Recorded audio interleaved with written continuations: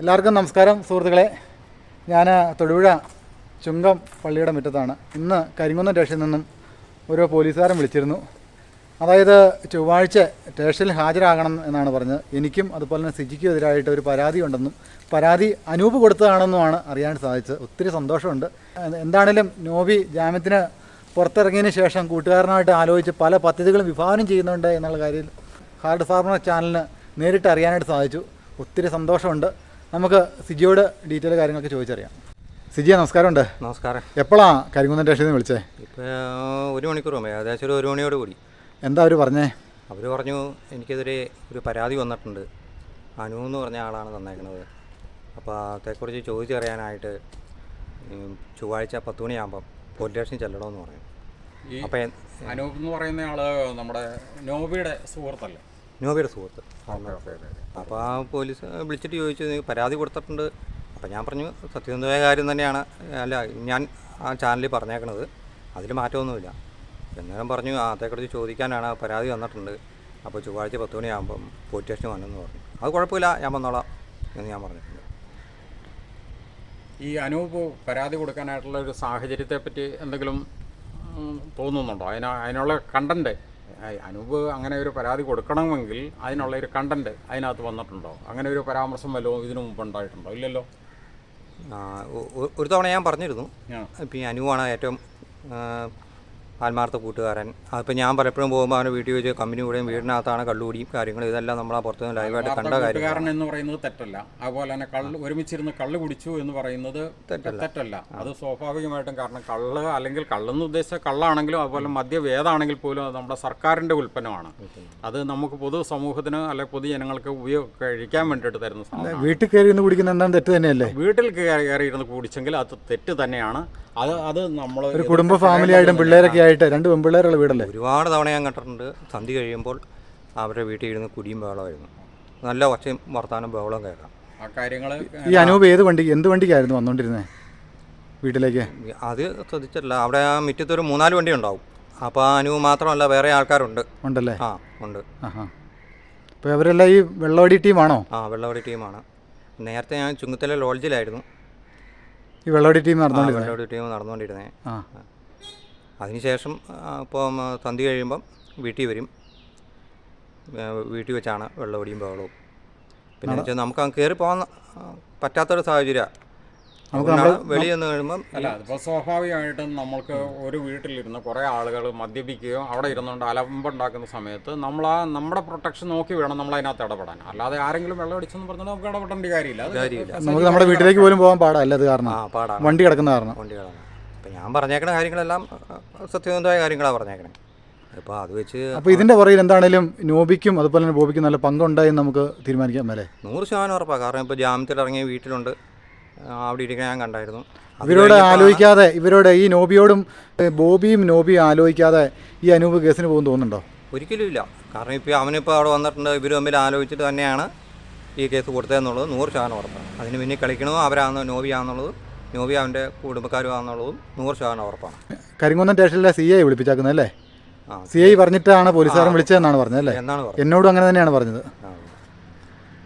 എന്താണേലും ഇത് തെളിവുകൾ നശിപ്പിക്കാനുള്ള ശ്രമങ്ങളാണ് നടക്കുന്നതെന്നാണ്. ഇനിയും മുമ്പോട്ടുണ്ടാവാം. ഇനിയും ചിലപ്പോൾ 100 കണക്കിന് പരാതികൾ വരാം. ഏത് പരാതി ഉണ്ടെങ്കിലും ഈ പരാതികളൊന്നും കോടതിയുടെ വരാന്തയിൽ പോലും നിൽക്കുന്ന പരാതികളല്ല. കാരണം എന്താണെന്ന് വെച്ച് കഴിഞ്ഞാൽ ഈ പ്രതികൾ ചെയ്തിരിക്കുന്ന കുറ്റം എന്ന് പറയുന്നത് അതിക്രൂരമായ 3 കൊലപാതകങ്ങൾക്ക് സമാനമായ കുറ്റമാണ് ഇവർ ചെയ്തിരിക്കുന്നത്. അതിവിടെ പൊതുസമൂഹത്തിലുള്ള എല്ലാവർക്കും അറിയാം. അപ്പോൾ അതിനെതിരെ പൊതുസമൂഹം നീതിബോധത്തിൽ നിന്നുകൊണ്ട് പറയുന്ന കാര്യങ്ങളെ മൂടി വെക്കാനും അല്ലെങ്കിൽ അവരെ ഉന്മൂലനം ചെയ്യാനോ അവരെ ഒതുക്കാനോ വേണ്ടിയിട്ട് ഇനിയും പരാതികൾ അനേകം വന്നേക്കാം. ആ പരാതികൾക്കൊന്നും യാതൊരു അടിസ്ഥാനവുമില്ല. ചേമ്പലയിൽ വീഴുന്ന വെള്ളം പോലെ മാത്രമേ ആ പരാതികൾ അവിടെ നിലനിൽക്കുകയുള്ളൂ. അത്രേ ആ പരാതികൾക്ക് ആയുസുള്ളൂ. പേടിയോ ഭയമല്ലോ ഉണ്ടോ? ഇല്ല. എന്തിനു പേടി? പറഞ്ഞേക്കണതല്ല സത്യസന്ധമായ കാര്യം. അതിനിപ്പോൾ നമ്മൾ ആരെ പേടിക്കാൻ? സത്യസന്ധമായിട്ട് നമ്മൾ കാര്യങ്ങൾ മുന്നോട്ട് പോയി നമ്മൾ ആരെ പേടിക്കുന്ന, ആരെ ഭയക്കുന്നല്ലേ? അത് എന്നെ വിളിച്ചപ്പോഴും ഞാൻ പറഞ്ഞല്ലോ, വിളിച്ചപ്പോൾ ഇന്ന പരാതി കൊടുത്തിട്ടുണ്ട് എന്താ പറഞ്ഞതിന് മുമ്പ് ഞാൻ പറഞ്ഞു, ഞാൻ പറഞ്ഞേക്കണ കാര്യങ്ങളെല്ലാം സത്യസന്ധമായ കാര്യങ്ങളാണ്. പിന്നെ എന്താണ് അന്നേരം പറഞ്ഞ് അതേക്കുറിച്ച് ചോദിക്കാനാണ്. അപ്പോൾ ആ പരാതി കിട്ടിയ സ്ഥിതിക്ക് അന്വേഷിക്കണം, വരാമെന്നും പറഞ്ഞു. മറ്റൊരു വിധത്തിൽ പറഞ്ഞു കഴിഞ്ഞാൽ പാലക്കാട് ചെന്താമര എന്ന് പറയുന്ന ഒരു കൊലയാളി 3 ക്രൂരമായ കൊലപാതകങ്ങൾ നടത്തിയിട്ട് ഇപ്പോൾ അകത്ത് കിടക്കുന്ന വിവരം നമുക്കെല്ലാവർക്കും അറിയാവുന്ന ഒരു കാര്യമാണ്. അതുപോലെ കിടക്കേണ്ട വ്യക്തികളാണ് നോബിയും ബോബിയും അവരുടെ അപ്പനും അമ്മയും. അവരത്രയും പേര് അതിനകത്ത് കൃത്യമായിട്ടുള്ള പ്രതികളാണ്. ശരിക്കും പറഞ്ഞു കഴിഞ്ഞാൽ ഈ ഷൈനിയും 2 കുഞ്ഞുങ്ങളെയും ഈ ചെന്താമര പാലക്കാട്ട് നടത്തിയ കൊലപാതകത്തിന് സമാനമായി കൊലപ്പെടുത്തിയിരിക്കുകയാണ് ഈ പ്രതികൾ ചെയ്തിരിക്കുന്ന കാര്യം. അതിൻ്റെ എല്ലാ കണ്ടൻറ്റുകളും നമ്മളിതിനു മുമ്പ് പല വീഡിയോകളിലും പറഞ്ഞു കഴിഞ്ഞു. ഇനിയിപ്പോൾ പ്രത്യേകിച്ച് പറയേണ്ട കാര്യമില്ല. അങ്ങനെ കിടക്കേണ്ട പ്രതികൾ ഇന്ന് സമൂഹത്തിൻ്റെ മുമ്പിൽ ഇറങ്ങി നിന്നുകൊണ്ട്, സ്വതന്ത്രരായി നിന്നുകൊണ്ട് പൊതുനീതിബോധത്തെ നോക്കി കൊഞ്ഞനം കുത്തുന്നു എന്നുള്ളത്. ഈ അനൂപിൻ്റെ ഫോണ് ഫോറൻസിക്കിന് കൊടുത്തിട്ട് ഈ നോബിയായിട്ട് ഫോൺ സംഭാഷണം അല്ലെങ്കിൽ ബോബിയായിട്ട് ഫോൺ സംഭാഷണം നടത്തിയിട്ടുണ്ടോ എന്നൊരു അന്വേഷണത്തിലേക്കാണ് ഇപ്പോൾ പോലീസ് ശരിക്കും പറഞ്ഞാൽ കിടക്കണ്ടേ. അതെ, അതവർ ശരിക്കും പറഞ്ഞു കഴിഞ്ഞാൽ ഈ നോബിക്ക് ജാമ്യം കിട്ടുന്നതിന് മുമ്പ് ചെയ്യേണ്ടിയിരുന്ന ആർജവമുള്ള പോലീസാണ് അതാണ് ചെയ്യേണ്ടത്. അതായിരുന്നു ചെയ്യേണ്ടത്. അതവർ ചെയ്തിട്ടില്ല. അത് കഴിഞ്ഞ ദിവസം ജാമ്യം കിട്ടുന്ന സന്ദർഭത്തിൽ ഈ ഷൈനിയുടെ ഭാഗം വാദിക്കുന്ന ആരാണ്? പ്രോസിക്യൂഷനാണ്. പ്രോസിക്യൂഷൻ അതിശക്തമായിട്ട് ജാമ്യം കൊടുക്കരുത് എന്ന് പറഞ്ഞിരുന്നു. പക്ഷേ പറഞ്ഞിട്ട് കാര്യമില്ല. കാരണം എന്താണെന്ന് ചോദിച്ചു കഴിഞ്ഞാൽ കോടതി ചോദിച്ചത് നിങ്ങൾ പറയുന്ന കാര്യങ്ങളിലെ എവിഡൻസ് എവിടെ, തെളിവ് എവിടെയെന്ന് ചോദിച്ചു കഴിഞ്ഞപ്പോൾ തെളിവ് കൊടുക്കാനായിട്ട് പോലീസിന് സാധിച്ചില്ല. അങ്ങനെ വന്നതുകൊണ്ടാണ് പ്രതിയുടെ ഭാഗം വക്കീൽ പറഞ്ഞ കാര്യങ്ങൾ കോടതി സ്വീകരിച്ചുകൊണ്ട് പ്രതിക്ക് ജാമ്യം നൽകിയത്. അപ്പോൾ ഇവിടെയെല്ലാം ഈ നിയമ സംവിധാനത്തിൻ്റെ ഒരു ബലഹീനത പ്രത്യക്ഷത്തിൽ പൊതുസമൂഹം തിരിച്ചറിയുന്നു. കിട്ടി അതാണല്ലോ നോബിക്ക് ജാമ്യം കിട്ടിയ ഉടനെ തന്നെ പരാതിയിലേക്ക് കടക്കാനായിട്ട് ഈ കൂട്ടുകാരനെ ഈ നോബിയും അതുപോലെ തന്നെ ജോബിയും പ്രേരിപ്പിച്ചത്. തീർച്ചയായിട്ടും അങ്ങനെയാണ് ഇത്തരം പരാതികൾ വരുന്നത്. ഇനിയാണെങ്കിൽ പരാതികൾ വരും.